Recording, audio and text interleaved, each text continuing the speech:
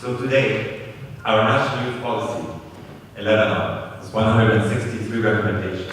163 recommendations, one of the most important recommendations that not a lot of people know about, unfortunately, including our MPs in the parliament, is that recommendation 3 in this policy states of creating a youth budget line within the National Development Plan. So in other words, God willing, if we have a budget, we don't have a budget for the past 5 years, public budget. But if we have our own public budget draft, we will be able to have a youth budget line which ensures that youth issues will be mainstreamed across all sectors. So it means transportation taken into consideration, agriculture taken into consideration, and many other areas. But more importantly, for that reason, is we got the Ministry of Education approval and the government's approval, this current government approval, to institutionalize vocational education. Vocational education in Lebanon is a must, and it's very important, because as a Lebanese society, we cannot compete with our neighbors on agriculture, or on services, or on industrialization. You know, Turkey controls most of the industries in the Middle East, Saudi Arabia, Egypt, and Jordan are controlling most of the agricultural sector. Dubai is taking over the services. So what do we have to survive as Lebanese? We have one issue, creative industries, okay? Which is micro projects of architecture, fashion design, jewelry designing, and many other issues and creative issues.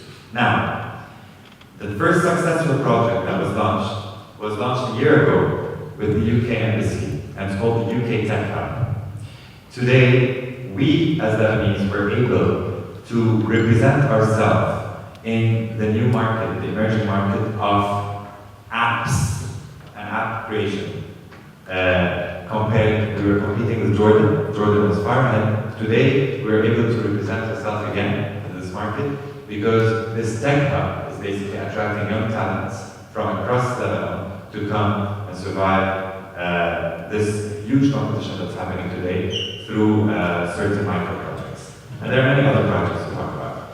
So if I go back to our issue, the two major issues we have in Lebanon is one, the increased number of school dropouts that's happening, especially in peripheral areas of the north, the Mikati area, which is the eastern area, and the south.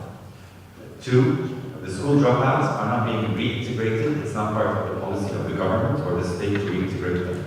And the third most important thing is that they are unskilled labor. So what happens is that they are unemployed. There's a huge competition from youngsters who can work at a lower wage who are non-Lebanese.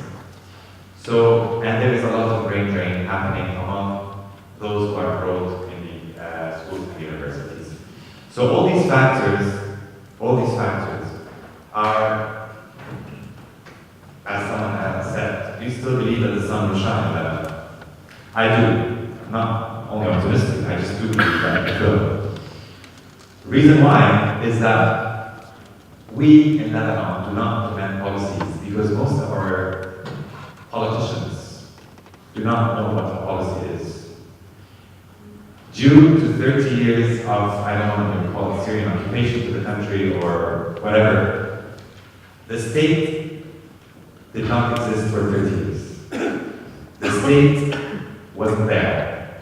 The government itself was just a body, but it was not implementing policies, it was not formulating policies, it was not targeting the issues, social or economic issues.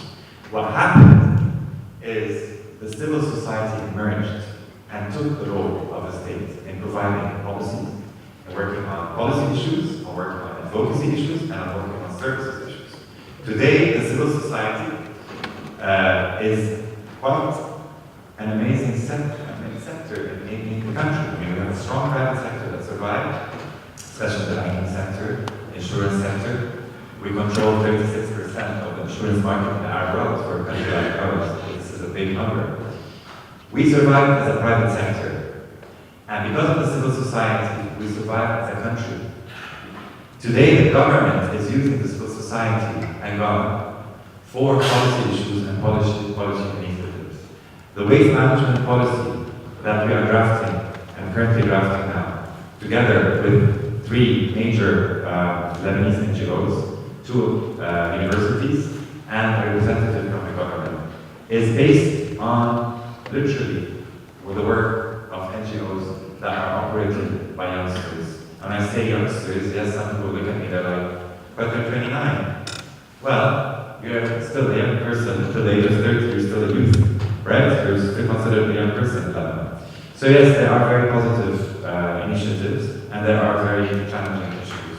Now, the last thing I just want to say is, and especially to my Lebanese fellows here, is please, I urge you, the problem we have as youngsters in Lebanon, please allow me to say I'm a youngster, is lack of information.